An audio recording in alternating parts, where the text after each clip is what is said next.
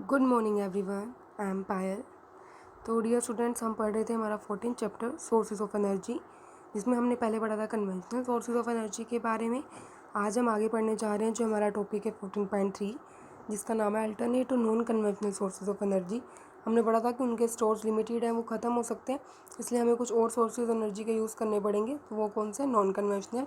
With technological progress our demand for energy increases day by day. Our lifestyle are also changing. We use machine to do more and more of our task. Our basic requirement also increasing as industrialization improves our living standards. तो जैसे जैसे technology की process हो रही है, हम लोग कितने आलसी होते जा रहे हैं ना। हम लोगों ने कहीं यहीं तक चल के जाना होता है तो हम सोचते हैं बाइक, स्कूटी या कार के थ्रू जाए। हम लोग कुछ भी आज के टाइम में हम लोग कुछ भी हम एफर्ट से नहीं करना चाह रहे हैं। हर चीज़ हम मशीनी युग में जी रहे हैं, हर चीज़ मशीन्स के थ्रू हो रही है। ओके, अब एक्टिविटी 14.4 क्या देखो, find out from your grand parents और अदर एल्डर्स। अपने बड़े लोगों से पूछो हाउ डिड दे, वो स्कूल कैसे जाते थे, how did they get water for the, उनको अपनी डेली ज़रूरतों को पूरा करने के लिए पानी कैसे मिलता था। बट किस टाइप के एंटरटेनमेंट का सोर्स वो यूज़ करते थे। लाइक आप आजकल सिनेमा हॉल का यूज़ करते हो, पिक्चर्स देखते हो, फ़ोन चलाते हो, मूवीज़ देखते हो। Compare the above answer with how do you this, आप कैसे यूज़ करते हो। कंपेयर करो कि पुराने के लोग कैसे करते थे, आप कैसे होते हो। ऑफकोर्स पुराने लोग तो क्या करते थे, जो दादा दादी होते थे वो सब क्या कहानियाँ सुनाते थे, रामायण महाभारत की बुक्स पढ़ते थे। लेकिन आजकल ऐसा कौन करता है, आजकल तो सब टीवी फ़ोन यही चलाते हैं। इस तरह क्या इनके बीच में डिफरेंस है। ऑफकोर्स बहुत बड़ा डिफरेंस है आज के टाइम में। तो as our demand for energy increases we need to look for more and more source of energy. हमारी डिमांड बढ़ती जा रही है, हमें ज़्यादा एनर्जी चाहिए तो हमें ज़्यादा सोर्स ऑफ एनर्जी चाहिए। वी को develop the technology to use the available और non sources of energy and more efficiently and also look to new sources of energy. क्योंकि हमें नई नई टेक्नोलॉजी को यूज़ करने के, उसको बढ़ाने के मेथड क्या ढूंढने चाहिए सोर्सेज जहाँ से एनर्जी मिल सके। Any new source of energy we seek to exploit would need specific devices. अगर देखो एनर्जी का सोर्स है, उनको कुछ मतलब स्पेशल तरह के डिवाइस तो चाहिए। That source in mind we shall new now look at some of the latest source of energy that we seek to tap. हम जिनके बारे में सोच रहे हैं तो उन एनर्जी सोर्स के बारे में पढ़ते हैं। And the technological design to capture and store energy, फिर हम उसको स्टोर कैसे कर सकते हैं और उसको डिज़ाइन कैसे कर सकते हैं वो सब पढ़ते हैं। देखो अब सबसे फर्स्ट हम लेके आए सोलर एनर्जी। सोलर एनर्जी सभी को पता है बच्चों क्या होती है, जो बड़ी बड़ी सोलर प्लेट्स हम लगाते हैं हमारे घरों की छतों पे, स्कूल्स में या फिर बड़ी बड़ी और जगह इंडस्ट्रीज़ में, कहीं पे भी सोलर एनर्जी से क्या होता है, इससे भी आपको इलेक्ट्रिसिटी मिलती है। इससे जो आपको हीट एनर्जी मिलती है ये चलती किसके थ्रू है, जो सूरज की रेज़ हैं, जो सन रेज़ हैं, वो इस पर जब गिरती हैं उसके थ्रू इसमें एनर्जी स्टोर होती है। ठीक है, और उस एनर्जी को आप किसमें कन्वर्ट करते हो, इलेक्ट्रिसिटी में कन्वर्ट करके यूज़ करते हो। The sun has been radiating the enormous amount of energy the present rate for nearly 5 billion years. से सन अपनी एनर्जी को क्या कर रहा है, दे रहा है, and will continue radiating at that rate 5 billion years तक और भी करता रहेगा। Only small part of solar energy reaches the outer layer of earth atmosphere. सिर्फ थोड़ी सी एनर्जी ही पहुँच पाती है अर्थ के सरफेस पे। Nearly half of its absorbed while passing through the atmosphere and the rest reaches the earth surface. आधी क्या हो जाती है, एब्जॉर्ब हो जाती है एटमोसफेयर से जब हम पास करते हैं, और बाकी क्या होती है हमारे अर्थ के सरफेस पे पहुंचती है। मतलब जितनी सन अपनी हीट को रेडिएट कर रहे हैं ना, उतनी एग्जैक्ट अमाउंट में हमारे पास नहीं पहुंच पाती है। तो ये जो डू यू नो के ये कॉलम दिए होते हैं बच्चों, पैराग्राफ, ये भी आप रीड कर लिया करो। उसके बाद एक्टिविटी 14.5। एक्टिविटी 14.5 में क्या है, take 2 conical flask and paint one white and other black, fill both with water. 2 flask लो, एक को पेंट कर दो ब्लैक कलर के साथ, सेकंड को पेंट कर दो वाइट कलर के साथ। Place the conical flask in direct sunlight for half an hour to 1 hour. इस कोनिकल फ्लास्क को आप धूप में रख दो 1 से आधे घंटे के लिए। टच द कोनिकल फ्लास्क को हाथ लगा के देखो, which one is voter. You could also measure the temperature of water in the 2 conical flask with thermometer. आप ये देखो कि किसका टेम्परेचर ज़्यादा है या किसका कम है, कौन ठंडा है कौन ज़्यादा गर्म है। 2 कोनिकल थर्मोमीटर से भी टेम्परेचर मेजर कर सकते हो। Can you think of ways in with the finding could be use in your, क्या आप डेली लाइफ में भी ऐसे यूज़ कर सकते हो कुछ तरीकों का। अब देखो ये सोलर कुकर के बारे में या सोलर हीटर, जो भी हम सोलर सिस्टम से चीज़ें यूज़ करते हैं उनके बारे में बताएंगे। A black surface absorb more heat as compare to a white और a reflecting surface under identical condition. Identical क्या होता है, सेम कंडीशंस में। जब हमने एक ब्लैक कलर का पेंट करके बीकर को रखा और एक वाइट कलर का पेंट करके बीकर को रखा, तो जो ब्लैक वाला बीकर था या कॉनिकल फ्लास्क था वो आपको ज़्यादा हॉट मिला। ऐसा क्यों मिला, क्योंकि जो ब्लैक कलर है वो हीट को ज़्यादा एब्जॉर्ब करता है अपनी तरफ। Solar cooker and solar water heater use this property in their working. जो ये सोलर सिस्टम पे जितने भी प्रोजेक्ट बेस्ड हैं जो चल रहे हैं, वो भी इसी तरह से अपनी इसी फिनोमिना को यूज़ करते हैं अपने काम करने के लिए। Some solar cooker achieve a higher temperature by using mirrors. कुछ सोलर कुकर में क्या होता है, मिरर का यूज़ करके और भी ज़्यादा हाई टेम्परेचर अचीव किया जाता है टू, ताकि उस पर मिरर पे क्या हो, ताकि डायरेक्ट सूर्य की जो किरणें हैं उस पर पड़े। Solar cooker are covered with, उनको ग्लास के प्लेट के साथ कवर किया जाता है। Recall what we have learn about the green house effect में आपने क्या पढ़ा था, ये लर्न करो। डज इस एक्सप्लेन वाई ग्लास प्लेट, क्या आप बता सकते हो कि ग्लास प्लेट यूज़ क्यों हुई है। ठीक है, ग्लास प्लेट पे ही क्यों हमने इसमें ग्लास प्लेट क्यों लगाई है, सोचना है इसके बारे में बच्चों, इस क्वेश्चन के बारे में।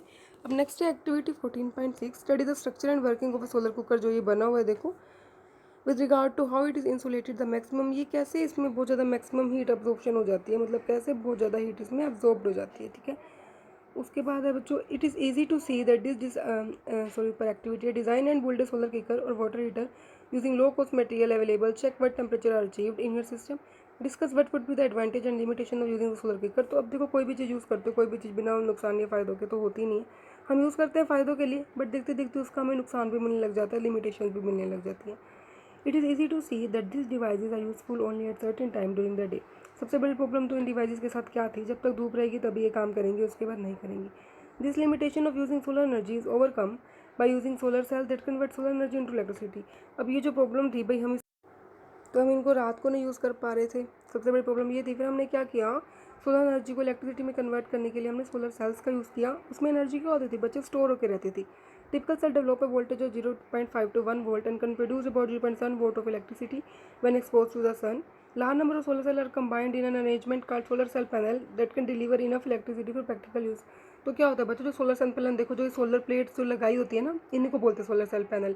इसमें क्या होता है, बहुत सारे सोलर सेल कंबाइन होते हैं जो अपने आप में एनर्जी को, इलेक्ट्रिसिटी को स्टोर करके रखते हैं और जरूरत पड़ने पर जिसका हम यूज़ कर सकते हैं। The principal advantages associated with solar cell are that they have no, इनकी कोई भी मूविंग पार्ट नहीं है, इनको लिटिल मेंटेनेंस चाहिए, ज़्यादा अच्छा काम करते हैं ये, कोई ज़्यादा फोकसिंग डिवाइस नहीं चाहिए।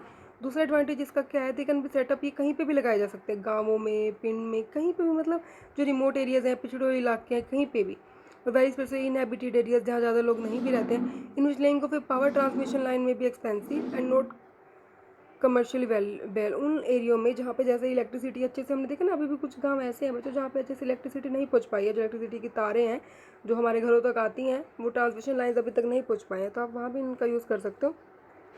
Silicon which is use for making solar cells में देखो, ये 1 नंबर का क्वेश्चन आ सकता है बच्चों पेपर में आपके, कि सोलर सेल को बनाने में कौन सा आपका एलिमेंट यूज़ होता है, तो आप बोलोगे silicon. Is abundant in nature but availability of the special grade silicon for making solar cell limited है। The entire process of manufacture बहुत ज़्यादा एक्सपेंसिव रहती है, जो पूरा बनाने का खर्चा रहता है। Silver use for interconnection of the cells in the panel further adds to the cost. Silver भी यूज़ होता है, तो इससे क्या होता है, इससे कॉस्ट ज़्यादा लगता है, महंगा पड़ता है। चांदी ऑफ कोर्स महंगी है, in spite of the high cost, बहुत ज़्यादा कॉस्ट होने की वजह से, और एफिशिएंसी इतनी ज़्यादा नहीं है बच्चों जितनी कॉस्ट है। Solar cells are use for many scientific and technological application के लिए हम यूज़ करते हैं। Artificial satellite and space probes like wireless, like Mars orbiters use, वो लोग सोलर सेल का यूज़ करते हैं अपने एनर्जी के सोर्स के लिए। रेडियो और wireless transmission system, TV relay station in remote location use solar cell panel. Traffic signal calculator, many toys are lifted, ये एग्जांपल बताए हुए कहाँ कहाँ पे आप जो सोलर सेल का यूज़ कर सकते हो। Solar cell panel are mounted on specially designed inclined roof top, छत पे लगाए जाते हैं ना, थोड़ा सा टेढ़े करके लगाए जाते हैं ताकि जो सूर्य की किरणें हैं वो अच्छे से उसके ऊपर इंसिडेंट हो सके, अच्छे से पड़ सके। The domestic use of solar cell how limited to high, इसके बहुत ज़्यादा कॉस्ट होने की वजह से हम हर घर के ऊपर नहीं लगा सकते बच्चों। स्कूल्स, बड़ी बड़ी फैक्ट्रीज के ऊपर लगाने का तो बेनिफिट है, लेकिन ऐसे हर घर के ऊपर एक एक प्लेट या 2 प्लेट नहीं लगा सकते। अब है उसके बाद आपको सी से, समुद्र से क्या एनर्जी मिलती है। फर्स्ट है बच्चों tidal energy. Due to gravitational pull of mainly the moon on the meaning earth, the level of the water in the sea rises and fall. क्या बोल रहा है, ग्रेविटेशन पुल होता है मेनली मून का, अर्थ हमारी क्या कर रही है, स्पिन कर रही है ना। द जो लेवल है, कुछ बच्चों अर्थ में हम बोल रहे हैं due to the level of the water, जो पानी का लेवल है में कभी ज़्यादा होता है, कभी।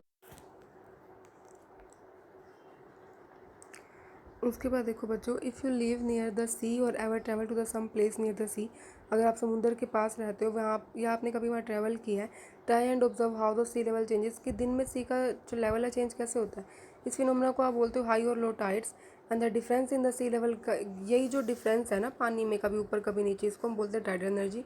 Tidal energy is harness by constructing, इसका कैसे यूज़ कर सकते हो, एक डैम बना सकते हो, एक नैरो ओपनिंग टू सी के पास।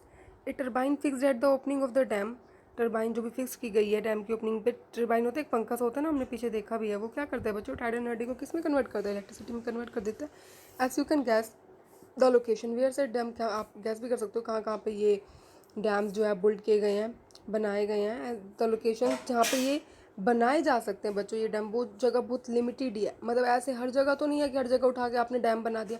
डैम बनाना इतना आसान काम नहीं होता। डैम बनाने के लिए वहाँ पे जो लोग रहते हैं उन सबको हटाना पड़ता है, पेड़ पौधे जो भी, बहुत चीज़ों का हमें नुकसान होता है हमारे इकोसिस्टम को, इतनी ईजिली आप डैम नहीं बना सकते हो। उसके बाद है बच्चों की विंड एनर्जी क्या है। अब similarly the kinetic energy possessed by which waves near the sea shore can be trapped in similar manner to generate electricity। जो भी चीज़ मूविंग होती है उसके पास कौन सी एनर्जी होती है, काइनेटिक एनर्जी, जी हमें पता है। तो कह रहा है जो बड़ी बड़ी वेव्स होती है, समुद्री लहरें होती हैं, उनको भी हम ट्रैप कर सकते हैं, अपने जाल में फंसा सकते हैं, सेम तरह से जैसे आपने टाइडल एनर्जी में किया इलेक्ट्रिसिटी को जनरेट करने के लिए। The waves are generated by strong wind blowing across the sea. हवा, समुद्र के पास बहुत ज़्यादा तूफानी हवाएं चल रही होती हैं, जिस वजह से ये जो वेव्स जनरेट होती हैं। Wave energy would be viable proposition only where waves are very strong। A wide variety of devices have been developed to trap wave energy for rotation of turbine। अलग अलग टाइप की varieties का हम use कर सकते हैं ताकि जो टर्बाइन है, पंखा, उसको घुमाने के लिए और इलेक्ट्रिसिटी को प्रोड्यूस करने के लिए। ओके, उसके बाद है बच्चों OTE means ocean thermal energy. The water at the surface of the sea और ocean is heated by the sun. जो वाटर होता है हमारे सी के, समुद्र के सरफेस पे या किसी भी ओशन में, वो क्या होता है, सन, ऊपर वाला पानी होता है ना बच्चों, गर्म हो जाता है। While water in the deeper section नीचे वाला ठंडा रहता है, क्योंकि ऊपर वाले पानी पे डायरेक्ट गर्मी लग रही है ना, डायरेक्ट सूर्य की किरणें पड़ी है तो वो ज़्यादा गर्म हो जाता है। This difference in temperature is exploited to obtain energy in ocean thermal energy. In plants में, OTE प्लांट्स में हम क्या यूज़ करते हैं, ये डिफरेंस यूज़ करते हैं, जो ऊपर वाला पानी गर्म है, नीचे वाला पानी आपका ठंडा है। This plant can operate if the temperature difference between the water at the surface and water at to depth up to 2 kilometre. ये कब पॉसिबल हो पाता है इस एनर्जी जनरेट करना, जब 20 केल्विन या इससे ज़्यादा हो टेम्परेचर का जो डिफरेंस है। The warm surface water is use to boil a volatile liquid, जैसे अमोनिया है। वोलेटाइल का मतलब क्या होता है, जो उड़ जाता है, इवापोरेट हो जाता है। The vapours of the liquid are then use to run the turbine. यही जो वेपर्स है लिक्विड के, जो इवापोरेट हो जाएंगे, उसको फिर आप क्या करोगे, टर्बाइन को रोटेट करने के लिए यूज़ करोगे। Cold water from the depth of the ocean, इसको हम कोल्ड वाटर को ऊपर निकाला जाता है बाहर, और कंडेंस वेपर अगेन, वेपर को क्या किया जाता है, वापस से लिक्विड स्टेट में कन्वर्ट किया जाता है। The energy potential from the sea, जैसे tidal energy, wave energy and ocean thermal energy बहुत ज़्यादा मिलती है आपको, बट एफिशिएंट कमर्शियल एक्सप्लोइटेशन पर मिलना आसान है सी से, लेकिन इसका अच्छे से यूज़ कर पाना, हर जगह लागू कर पाना, जैसे डैम कंस्ट्रक्ट करना, वो सब इतना पॉसिबल नहीं है। उसके बाद आता है बच्चों GTE, that mean geothermal energy. Due to geological changes, molten rocks formed in the deeper hot region of earth crust are pushed apart and trapped in certain region called hotspot. क्या बोल रहा है कि जो मोल्टन रॉक्स, जो हम बड़े बड़े बड़े चट्टाने होते हैं ना, पत्थर होते हैं, जो धरती में बहुत नीचे हैं, ठीक है, वो ऊपर आ जाती हैं, ठीक है, और एक कुछ जगह आके क्या हो जाती है, फंस जाती है कुछ जगह आके, उनको आप बोलते हो हॉटस्पॉट। व्हेन अंडरगोज वाटर, जब ज़मीन के नीचे जो पानी है वो इन हॉटस्पॉट के साथ कॉन्टैक्ट में आता है तो क्या होता है, भाप बनती है बच्चों। Sometime hot water from the region found outlets at the surface, such outlets are known as hot spring. इनको हम क्या बोलते हैं, जो हॉट वाटर है उस रीजन से फाइंड आउटलेट, वो थोड़ा थोड़ा सरफेस पे बाहर आने लग जाता है, उनको फिर आप क्या बोलते हो, हॉट स्प्रिंग्स बोलते हो। जो स्ट्रीम आपकी ट्रैप्ड हुई थी, रॉक में फंसी थी, उसको एक पाइप के थ्रू हम टरबाइन तक पहुंचाते हैं और उसका इलेक्ट्रिसिटी बनाने के लिए यूज़ करते हैं। इसकी जो प्रोडक्शन की कॉस्ट होती है बहुत ज़्यादा नहीं होती, लेकिन कुछ ही जगह है, कुछ ही ऐसी साइट लोकेशन है जहाँ पे आप ये एनर्जी का यूज़ कर सकते हो, इसका सेटअप लगा सकते हो। नंबर ऑफ पावर प्लांट है जियोथर्मल एनर्जी पे जो बेस्ड है न्यूजीलैंड और यूनाइटेड स्टेट्स ऑफ अमेरिका में, बट इंडिया में इतना इसका यूज़ हम नहीं करते हैं। उसके बाद आती है बच्चों न्यूक्लियर एनर्जी क्या होती है। न्यूक्लियर एनर्जी में आपको 2 रिएक्शन होती है, फिजन एंड फ्यूजन, मतलब जोड़ना और तोड़ना। ये आपका एक बॉक्स दिया हुआ है, उसमें आप अच्छे से पढ़ सकते हो इसके बारे में। बट ये जो आप बड़े बड़े न्यूक्लियर रिएक्टर होते हैं, ये जो हम एटॉमिक बम बनाते हैं यूरेनियम से, इन चीज़ों में न्यूक्लियर एनर्जी का यूज़ होता है। How is nuclear energy generated in a process called nuclear fission. Nuclear fission की क्या प्रोसेस होती है बच्चों, कोई भी हैवी आइटम है जैसे यूरेनियम, प्लूटोनियम, थोरियम, हम इसको नो एनर्जी न्यूट्रॉन्स के साथ बोमाइड होते टक्कर करवाते हैं इनकी, और इनको अलग कर देते हैं, छोटे छोटे पार्ट में तोड़ देते हैं। इस प्रोसेस को बोलते हैं फ्यूजन, फिजन, तोड़ने को। When this is done A ट्रेमेंडस amount of energy release. जब ऐसा होता है, बड़ा न्यूक्लियस छोटे न्यूक्लियस में कन्वर्ट होता है तो बहुत सारे ट्रेमेंडस होते हैं, बहुत ज़्यादा लार्ज अमाउंट में एनर्जी रिलीज होती है। If the mass of the original nucleus is just a little more than the sum of the mass of individual product, जो मास है, मतलब जो एक ओरिजिनल न्यूक्लियस है जिसको आप तोड़ रहे हो और जिन जो में टूटा है उनके मास में को हम ऐड करें तो थोड़ा सा डिफरेंस हो। The fission of an atom of uranium, for example, produce 10 million times the energy produced by the combustion of an atom of carbon from coal। अब देखो कितनी ज़्यादा एनर्जी प्रोड्यूस कर रहा है, 10 मिलियन टाइम बच्चों, बहुत ज़्यादा हो जाती है। Nuclear reactor design for electric power generation, such nuclear fuel can be part of self sustaining fission chain reaction that releases energy at a, कुछ जगह क्या होता है, मतलब कंट्रोल रेट पे, कि जिसको हम संभाल सकें। जो एनर्जी रिलीज होती है उसका आप यूज़ कर सकते हो स्टीम बनाने के लिए, और फिर आप उसको यूज़ कर सकते हो इलेक्ट्रिसिटी बनाने के लिए। लेकिन जो सबसे बड़ी कमी थी न्यूक्लियर पावर जनरेशन की, उसको स्टोर कैसे किया जाए, और जो भी इस पे खर्चा होता है वो कैसे किया जाए, या फिर जो फ्यूल्स यूज़ हो चुके हैं उनका जो डिस्पोजल, जो वेस्ट बच जाता है उसको कैसे फेंका जाए। जो यूरेनियम है ना आपका, स्टिल डिकेइंग, इसलिए बहुत हार्मफुल सब्सटेंसेस में कन्वर्ट होता है। इम्प्रॉपर अगर अच्छे से इसका वेस्ट नहीं हो पाता, इसकी स्टोरेज नहीं हो पाती, डिस्पोजल नहीं हो पाता, तो इससे इन्वायरमेंट में प्रॉब्लम होती है, गंदगी फैलती है। There is a risk of accidental nuclear radiation, जो है गंदी गंदी रेडिएशन जो आपको नुकसान पहुंचा सकती है, उनके लीकेज की भी संभावना रहती है।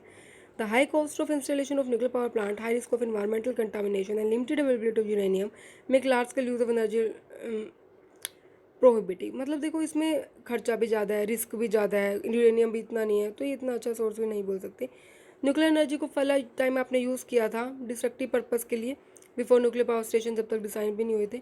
फंडामेंटल फिजिक्स जो है, fission chain reaction is a nuclear weapon. Nuclear weapon का था वही जो हम लड़ाइयों में हथियारों के लिए यूज़ कर सकते हैं, एटॉमिक बॉम्ब एंड ऑल। किसकी तरह है, similar to physics of a control nuclear reactor, but the two type of devices are engine, मतलब दोनों का तरीका जो है ऑपरेट करने का अलग अलग है। क्या, एक तो आप जो बम वगैरह बनाने के लिए यूज़ करते हो, एक जो आप इलेक्ट्रिसिटी में एनर्जी का यूज़ करते हो, ठीक है, वो हमने पढ़ा था फिजन। अब नीचे बॉक्स में दिया है फ्यूज़न। फ्यूज़न क्या होता है, दो से जोड़ के कुछ बनाना, फिजन होता है तोड़ना, तो ये आप अच्छे से पढ़ सकते हो। इसके बाद एक एक्टिविटी दी है बच्चों, discuss in class the question of what is the ultimate source of energy for biomass, wind and ocean thermal energy. Ultimate होता है जिससे आपको लगातार एनर्जी मिलती रहे, एनर्जी कभी स्टॉप ही ना हो। Is geothermal energy, nuclear energy different in this respect, where would you place hydro electricity and wave energy. ठीक है, सोचना अल्टीमेट सोर्स ऑफ एनर्जी तो बच्चा सबको पता है क्या है, सन है। सन ही ऐसे जो अल्टीमेट सोर्स ऑफ एनर्जी है। उसके बाद आगे बच्चों कुछ क्वेश्चंस दिए हुए नोट कर देती हूँ ताकि थोड़ा सा आपको इजी हो जाए क्वेश्चन समझने में। अभी कह रहे हैं what kind of mirror, conveyor, convex और plane would be best suited for solar cooker. Solar cooker में बच्चों हम कनकेव मिरर का यूज़ करते हैं। ये मिरर क्या कर सकते हैं, सोलर कनकेव मिरर क्या करते थे, मतलब एक पॉइंट पे क्या करते हैं, this mirror can concentrate solar radiation to a point, एक पॉइंट पे इकट्ठी कर देते हैं। It help obtain high temperature, मतलब इससे हमारे जो कुकिंग प्रोसेस है वो जल्दी हो जाती है। अब लिमिटेशंस क्या है उस एनर्जी की जो आपको ओशन से मिलती है, फ़ायदे भी बहुत है बट लिमिटेशन है, जो ओशन में टाइड्स थी वो आपको ज़्यादा एनर्जी प्रोवाइड नहीं करवा पाती। कुछ ही जगह है जहाँ पे वेव स्ट्रॉन्ग होती है, अच्छी हवा चल रही होती है, बाकी जगह तो हवा भी अच्छी नहीं होती, वहाँ नहीं बना सकते। जो ओटी है, ओशन थर्मल एनर्जी आई थी जो टेम्परेचर में डिफरेंस की वजह से, उसको आप तभी यूज़ कर सकते हो जब टेम्परेचर डिफरेंस 20 डिग्री सेल्सियस होगा। ठीक है, तो इसकी कुछ ये लिमिटेशन आप सकते। जियो थर्मल एनर्जी क्या होता है बच्चा आपने पढ़ा था, जो इंटीरियर होता है अर्थ का वो बहुत हॉटस्पॉट बना लेता है, वहाँ से अंडरग्राउंड वाटर उसके साथ कॉन्टैक्ट में आता है तो स्टीम बना लेते हैं। इनको जो आप हॉट स्प्रिंग्स बोल रहे थे, पानी बाहर आता है, फिर पाइप से आप स्टीम को बाहर निकालते हो, इलेक्ट्रिसिटी बनाने के लिए यूज़ करते हो। अब न्यूक्लियर एनर्जी के फ़ायदे क्या है बच्चों, हमें फ्यूल थोड़ा सा ही चाहिए होता है, हमें यूरेनियम बहुत ज़्यादा नहीं चाहिए होता है इसमें रिएक्शन करवाने के लिए। एडवांस टेक्नोलॉजी और एक्सपर्टाइज हमारे क्या है, न्यूक्लियर मतलब न्यूक्लियर पावर प्लांट बनाने इतने मुश्किल भी नहीं है, लेकिन जो इसकी कॉस्ट है ना वो बहुत ज़्यादा है, इसको लगाने की कॉस्ट बहुत ज़्यादा है। ठीक है, मतलब इंडियन एक्सपीरियंस को देखते हुए, इंडिया के लोगों को देखते हुए ये सेफ़ है, इतना मुश्किल भी नहीं है इसको ऑपरेट करना बाकियों के मुकाबले। उसके बाद आगे बच्चों इन्वायरमेंटल कॉन्सिक्वेंसेस क्या है, हमने बहुत सारे सोर्स ऑफ एनर्जी के बारे में पिछले सेक्शन में पढ़ लिया। किसी भी सोर्स ऑफ एनर्जी का यूज़ करना इन्वायरमेंट को डिस्टर्ब तो करता ही है किसी ना किसी तरीके से। किसी भी गिवन सिचुएशन में वो सोर्स जो हम चूज़ कर रहे हैं वो किस पर डिपेंड करता है कि कितने ईजिली आप उसको निकाल सकते हो उस सोर्स से, कितने ईजिली आप उसका यूज़ कर सकते हो, कितनी उसकी एफिशिएंसी है, कितना वो काम दे रहा है, कितना इन्वायरमेंट को डैमेज पहुँचा रहा है, नुकसान पहुँचा रहा है। हम क्लीन फ्यूल्स की बात करते हैं जैसे सीएनजी है, कंप्रेस नेचुरल गैस। ये ज़्यादा एग्जैक्ट होगा ये कहना कि particular source is cleaner than the other, एक सोर्स दूसरे से क्लीन होता है।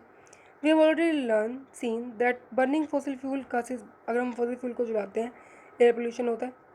In some cases the actual operation of a device like the solar cell may be pollution free, but the assembly of the device would have cause some environmental damage. अगर थोड़ा सा energy generate करे हो सकता है वो pollution free हो, ज़्यादा इफेक्ट ना पड़े, लेकिन आप हाई लेवल पे कुछ ऐसा करते हो तो वो ऑफकोर्स उस पर पोल्यूशन पे कुछ ना कुछ इफेक्ट पड़ता है इन्वायरमेंट पे।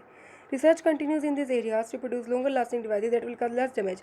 अभी बहुत टाइम से रिसर्च चल रही है कि हम ऐसे तरह से एनर्जी बनाए, इलेक्ट्रिसिटी बनाई ताकि आपके इन्वायरमेंट को डैमेज क्या हो, बहुत कम हो। उसके बाद आपका क्वेश्चन दिया हुआ बच्चों, can any source of energy भी पोल्यूशन फ्री, क्या कोई भी सोर्स ऑफ एनर्जी नहीं। वैसे इसका रियल आंसर ये है बच्चों कि कोई भी सोर्स ऑफ एनर्जी तो पोल्यूशन फ्री नहीं होता। हम सोच लेते हैं कि एलपी और सीएनजी ज़्यादा पोल्यूशन क्रिएट नहीं करती, बट ऐसा ट्रू नहीं है बच्चों। हर कोई कहीं ना कोई हार्मफुल गैसेस प्रोड्यूस करता ही है। अब है कि आप हाइड्रोजन का यूज़ कर रहे हो रॉकेट फ्यूल में, वुड यू कंसीडर क्या ये क्लीनर फ्यूल है सीएनजी के मुकाबले। हाइड्रोजन एक अच्छा फ्यूल है जिसकी कैलोरीफिक वैल्यू भी ज़्यादा है, ये साफ़ सुथरा भी है, बेटर फ्यूल भी है सीएनजी से। ये ज़्यादा पोल्यूटेंट गैसेज नहीं रिलीज़ करता लाइक सल्फर डाइऑक्साइड, नाइट्रोक्साइड, जबकि ये जो हाइड्रोजन है वो टोटली मतलब फ्री है पोल्यूटेंट गैसेज से, जबकि ये जो दूसरे हैं ये कुछ ना कुछ गैसेज को क्या करते हैं, रिलीज़ करते हैं। How long will energy source हमारे लिए कितने टाइम तक रहता है, हमने पहले पढ़ा कि हम फॉसिल फ्यूल पर डिपेंड नहीं रह सकते लंबे टाइम के लिए। वो सोर्सेज ऑफ एनर्जी जो डिप्लीट होते ख़त्म हो जाएंगे कुछ टाइम के बाद, उनको हम बोलते हैं एग्जॉस्टिबल सोर्सेज ऑफ एनर्जी या non renewable sources of energy, जिनका आप बार बार यूज़ ना कर पाओ। दूसरी तरह अगर हम देखें, हम बायोमास को मैनेज करके रखते हैं। ट्रीज़ की जगह हम जैसे हम बहुत ज़्यादा पेड़ों को काट देते हैं पेपर बनाने के लिए, लकड़ियाँ यूज़ करने के लिए। We can wage over constant supply of energy and particular rate such energy sources that can be region, जो उनका आप रीजनरेट कर सको, बार बार यूज़ कर सको, दैट आर रिन्यूएबल। जिनका ना कर सको, that are non renewable. Renewable energy आपके अवेलेबल है आपके इन्वायरमेंट में, जैसे कुछ कंटिन्यूइंग और रिपीटेटिव करंट्स ऑफ एनर्जी की फॉर्म में इसको स्टोर भी कर सकते हो आप अंडरग्राउंड रिजर्वियर्स में, बड़े बड़े टैंक्स में, रिजर्वियर में एनर्जी को स्टोर करके रख सकते हो, ताकि जो रेट ऑफ डिप्लीशन है रिजर्वियर का, that the rate of the depletion reservoir because of extraction of usable energy particle negligible होते हैं, मतलब इस पर इतना इफेक्ट नहीं पड़ता। आपको क्या करना चाहिए बच्चों, पानी है, कुछ भी है, कोई भी चीज़ आप यूज़ कर रहे हो उसको आप ज़्यादा वेस्ट मत करो। पानी का यूज़ कर रहे हो, कुछ भी करो, तो बच्चों कोशिश करो कि उसको बार बार रिनोवेट कर सको, रिन्यूएबल वो चीज़ें। डिबेट है, देखो 2 इशू हैं क्लास में। Estimated coal reserve are said to be enough to last us for another 200 year. Do you think we need to worry about coal getting depleted in this case, why और why not? It is estimated that the sun will last for another 5 billion year. Do we have to worry about the solar energy getting exhausted, why और why not? अब कह रहे हैं कि कोयले के भंडार 2 साल बाद खत्म हो जाएंगे, सन की एनर्जी 5 बिलियन ईयर्स बाद खत्म हो जाएगी। क्या इसके लिए आपको चिंतित होना चाहिए या नहीं होना चाहिए? On the basis of the debate decide which energy source can be considered. कौन सा एनर्जी सोर्स एग्जॉस्टिबल है, कौन सा इनएग्जॉस्टिबल है, कौन सा खत्म हो जाएगा, कौन सा खत्म नहीं होगा, कौन सा रिन्यूएबल है, कौन सा रिन्यूएबल है, अपने रीजंस बताओ। अब आगे जो बच्चों क्वेश्चन दिया हुआ है, ये दिया हुआ है आपको 2 ऐसे एनर्जी के सोर्सेज बताने हैं जिनको आप रिन्यूएबल मान सकते हो, मतलब बार बार यूज़ कर सकते हो। जैसे हाइड्रो पावर, जो हाइड्रो पावर एनर्जी मिलती है ना आपको, सोलर सिस्टम वाली होगी, विंड पावर, ये सारे क्या है कि अनलिमिटेड सप्लाई में हमारे पास। अब 2 एनर्जी सोर्सेज बताने हैं जो आपसे एग्जॉस्टिबल क्या होते हैं, खत्म हो जाएंगे, जैसे लाइक फॉसिल फ्यूल है ना, फॉसिल फ्यूल है ना आपके, कोल, पेट्रोलियम, नेचुरल गैस, ये सब क्या है, लिमिटेड सप्लाई में है, ये एक दिन क्या हो जाएंगी, खत्म हो जाएंगे। तो इसलिए हमें इसका क्या करना चाहिए, लिमिटेड यूज़ करना चाहिए। ओके, तो ये था बच्चों आपका चैप्टर 14 सोर्सेज ऑफ एनर्जी, जो ख़त्म हो चुका है। मैं आपको बता देती हूँ कि ये चैप्टर बहुत ज़्यादा इंपॉर्टेंट नहीं है बच्चों आपके एग्ज़ाम पॉइंट ऑफ व्यू से। इसमें से कोई बहुत ज़्यादा क्वेश्चंस नहीं पूछे जाते आपके, 2 या 3 मैक्सिमम 4, इतने इससे ज़्यादा नंबर का ये चैप्टर आता नहीं है। जो भी आपने पढ़ा उससे रिलेटेड कम ही क्वेश्चन पूछे जाते हैं। डायरेक्ट फ्यूल से रिलेटेड, CNG, LPG, छोटे क्वेश्चन इस तरह के पूछे जाते हैं, जो आपके फॉसिल फ्यूल के एडवांटेज क्या है, लाभ हानि, इन सब की बहुत बेसिक क्वेश्चन पूछे जाते हैं। तो आपको इतने टेंस आउट होने की नीड नहीं है इस चैप्टर के बारे में। जस्ट गिव ए लुक, एक सिंपल लुक दो इस चैप्टर को, थोड़ा बहुत पढ़ो कि कौन कौन सी एनर्जी आपने इस चैप्टर के बारे में पढ़ी है। ऐसे स्पेशली एनर्जी से रिलेटेड नहीं पूछा जाता। इसमें एक थोड़ा सा अच्छा क्वेश्चन आया, वो है बच्चों आपका सोलर कुकर, या आप सोलर सिस्टम पे बोल सकते हो। ये आपसे क्वेश्चन पूछा जा सकता है कि कौन कौन से एनर्जी के सोर्स इस टाइम पे आप यूज़ कर सकते हो, थोड़ा बहुत एक लाइन उनके बारे में लिख दो। ये आपसे क्वेश्चन पूछा जा सकता है कि इन सब के फ़ायदे क्या, इन्वायरमेंट को किस तरह से नुकसान पहुँचा रहे हैं। हमें non conventional source of energy की यूज़ करनी चाहिए कन्वेंशनल की जगह, क्योंकि जो वो चीज़ खत्म हो जाएगी, उनके जो भंडार है हमारे पास, उनके जो स्टोरेज है वो लिमिटेड है। यही सब बेसिक से क्वेश्चन पूछे जाते हैं। तो गुड फ्यूल क्या है, गुड एनर्जी का सोर्स क्या है, पोल्यूशन करते हैं या नहीं करते, तो मतलब ऐसे एक एक एनर्जी पे रिलेटेड आप पे ज़्यादा क्वेश्चन नहीं पूछे जाएंगे, सिंपल फ्यूल से रिलेटेड क्वेश्चन पूछे जाते हैं। इतना टफ ये चैप्टर है नहीं है। एक बार एक्सरसाइज और टेक्सचर के क्वेश्चन करोगे तो आपको अपने आप ही सब अच्छे से समझ में आ जाएगा। तब तक के लिए कोशिश करो बच्चों कि जितना भी आपका सिलेबस होता जा रहा है आप उसको रिवाइज़ करते रहो, अच्छे से साथ साथ पढ़ते रहो जो मैं पढ़ा रही हूँ, क्योंकि अगर आप नहीं पढ़ोगे तो आई एम श्योर कि आपको नहीं आएगा। ये बोलना बहुत आसान होता है कि हमें समझ में नहीं आया, बट आप लोग ये देखो कि क्या आपके एफर्ट्स हैं। तो आप ट्राई करो कि अगर आपको एक बार नहीं आ रहा बच्चों, आपके पास पूरी वीडियो पड़ी, आप दोबारा देखो, तीसरी बार देखो, गूगल से भी सर्च कर सकते हो। कोई वर्ड समझ ना आए तो आप चैप्टर को रीड आउट करो खुद से, सिंगल सिंगल लाइन, तो ही आपको अच्छे से समझ में आएगा। उसके बाद द मेन थिंग इज़ आप क्वेश्चन आंसर भी लर्न करो। ऐसा नहीं कि क्वेश्चन सुने तो जान ही रहे हैं, हम स्कूल तो जान ही रहे हैं, क्या करना है, टेक्सचुअल क्वेश्चन है, एक्सरसाइज क्वेश्चन है, आप वही लर्न कर लो। आप एक्स्ट्रा क्वेश्चन आंसर या स्मॉल या लार्ज वो सब तो छोड़ दो। आप सिर्फ जो आपकी बुक में दिए हुए हैं ना एक्सरसाइज प्लस टेक्सचुअल क्वेश्चन, आप यही लर्न कर लो, इतने भी सफिशिएंट है। अगर आप एक बच्चा अच्छे से चैप्टर को रीड आउट कर लेता है, समझ लेता है, उसके क्वेश्चन आंसर पढ़ लेता है, तो मुझे नहीं लगता कुछ भी रह जाता है जो उस बच्चे को ना आता हो। बाकी अगर आपको कोई भी डाउट रहता है तो आप अच्छे से हमसे पूछ सकते हैं, ठीक है, आप व्हाट्सएप के थ्रू कनेक्ट कर सकते हैं। तो अभी आप ये चैप्टर कंप्लीट कर लेना, आपको बहुत जल्दी इस चैप्टर के नोट्स भी मिल जाएंगे, एंड मैं विद इन 2 to 3 डेज़ बता दूंगी कि इस चैप्टर का आपका टेस्ट कब होना है। ओके बच्चों, bye, take care, have a nice day.